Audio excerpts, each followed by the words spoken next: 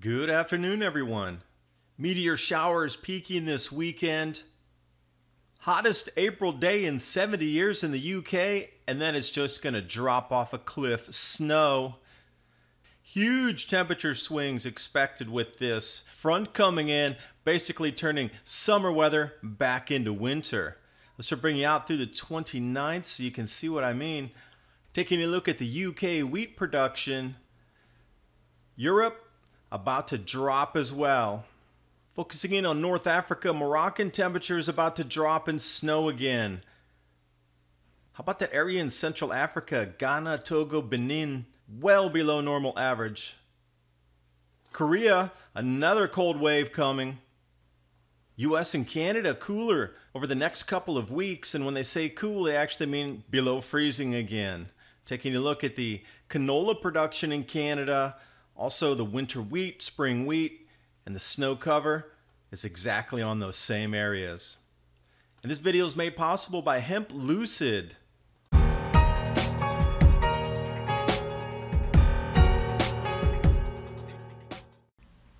if you're out in the night skies over the next day or so, please do a favor, look up. You might even be able to spot a meteor. The shower is peaking this weekend, and with the magnetosphere weakening, you should be able to spot more of them. Over to the UK, it's the hottest April day for almost 70 years, but it was the most brutal winter for 42 years. They're currently experiencing warmer than average temperatures, considered a heat wave, followed by snow next week. These temperature inversions, you're starting to see them across the planet everywhere you go. 70-degree temperature drops in just a matter of hours. So as we step out through the 22nd, what you're going to be seeing is something similar to this.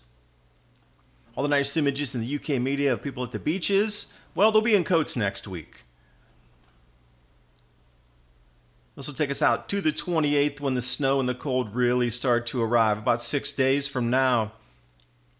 See the progression as it just starts to get cooler, and we'll take a look at Ireland as well, jumping through the 23rd, 24th, 25th, and you can see that cool really descending, whoosh, and right there it goes. Now, there's already so many stories of farmers talking about lost livestock, delayed planting, ground being too wet, etc. So here's the UK wheat map. Now they have another cold front with more wind, more snow, more rain on the way.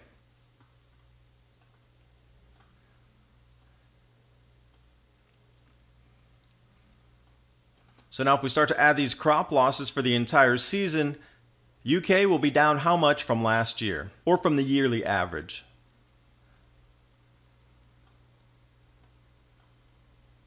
And even going out into the 29th and 30th, it's still cold.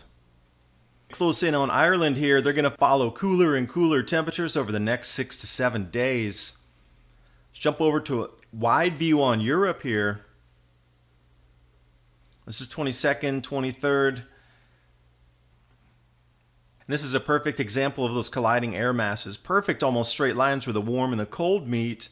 But then as we get over the next couple of days, that cool is going to descend all the way down into Morocco again, over Turkey. Spain expecting snowfall. So these are the areas that are going to have snowfall through May 1st, and you can see the depths by the bar chart on the right, 6, 8, 10 a foot. This late in the year, even in North Africa, a little strange.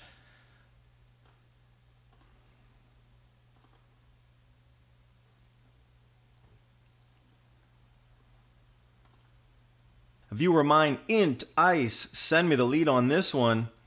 Forecasting snow for the 30th of this month and then the 1st of the next month.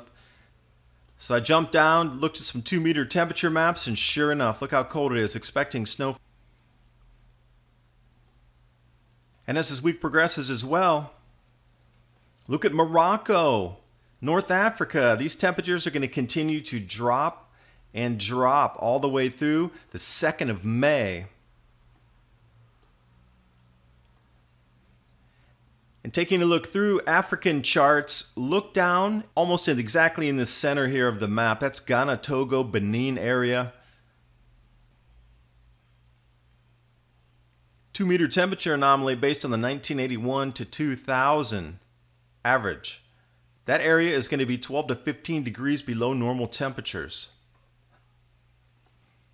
Look along the coast of West Africa. I have a lot of people ask me, well, how far is the cold going to descend? This looks like an interesting indicator right here.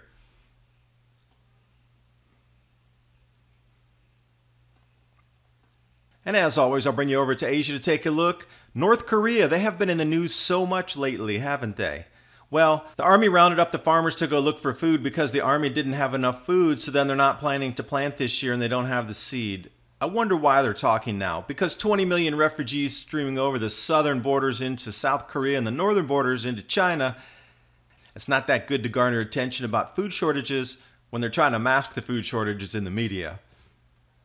Jumping over to North America, John Cassell, long range. Bit cooler over the eastern half of the U.S. Let's take a look. That brings us out through the 26th. Then if we take a further look out into the 30th and the 1st of May, you'll see those cooler temperatures hanging in the exact same spots.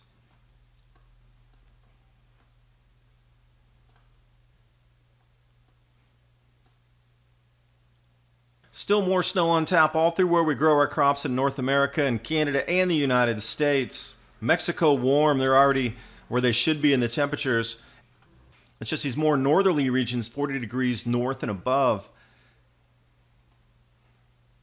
This map does a really good job indicating where the heavier snowfalls are in Canada, because most of the U.S. weather forecasts, etc., they don't cover this so much. But I want you to look out to the west there, above Idaho and Washington for those of the U.S., over to British Columbia, out to the coast. The grow zones here, canola growing regions of Canada. Now you also have to take a look where not only snows are now, but where a lot of extreme weather and wind events have been over this last year and a half or so. Incredible hails, 80-mile-an-hour winds blowing for a week straight. Right in Alberta, notice where they produce minimum 6% of the canola production for the country. I want to bring you over here also to the spring and winter wheat.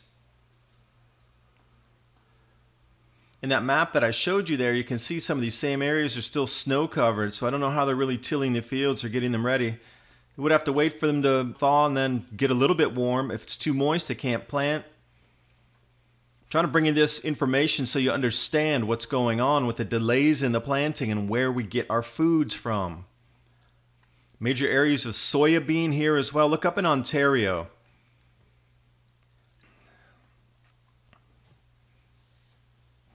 And then take a look on a zoom in here of the Canadian soybean area by region and the area of change. That same area has been decreasing already since 2014. This is an agricultural canary in a grain silo right here. Not a canary in a coal mine. We got to shift it a little bit. This area is starting to go offline first here. This is an indicator, and if anything matches up, definitely next year it'll reduce the amount of yield coming out of this area. Let's look at the Northeast U.S., New England states. This will bring us out through the 26th. This is still 4 or 5 days out. Look at those temperatures in the 30s and 20s. These are for the lows, and then it even gets cooler on the 28th. For sure, hard freeze. It's not about even a frost warning. That's pure hard freeze. That red and pink, that's all 20 degrees Fahrenheit range. All that light white, that's all freezing. A 1 degree Celsius decrease would reduce the frost-free period by 15 days. Now we're seeing that for sure this year across many places where they're trying to plant at the moment. It's more like 30 days now in the delay. Hopefully they can get the crops in the field by May 15th. I want our farmers to survive. I want them to get the crops in the field. They must, for our survival as well. Now the black and white's great to show you where yields would be reduced to. And you can see how they demarcate the zones. And I want to show you that dotted line is also an area where it went cold 40 years ago. And they also had to push their crop growing, specifically canola, further south. Let's take a look at a colored map so you can really get an idea. A 1 degree Celsius drop, which we're experiencing right now in these northern latitudes, all that green gets reduced down into the teal. And if it's a 2 degrees Celsius drop, all of Canadian production gets squeezed down into that little area of the blue teardrop. And looking at South Africa, they're having so many problems down there, not only with the drought, but politically. Several degrees cooler along the west coast there. So you know they're expecting drops in production as well. And we take a look at Australian wheat regions. That yellow above Tasmania, that's where they've had losses year after year after year. And it's just continuing. Yields are down this year as well. So I'm going to leave you back with a full northern hemisphere extent temperature anomaly map. This will bring us out to May 1st. And the first thing I want to point out is that North Pole directly in the very center of the graphic.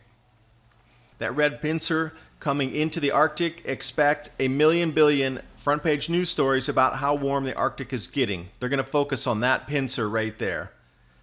They won't focus on over Hudson Bay where it's still ice covered and far, far, far above the normal for ice coverage right now. And all that area around Spain and the Mediterranean and northern Africa. Thanks for watching. Hope you got something out of the video.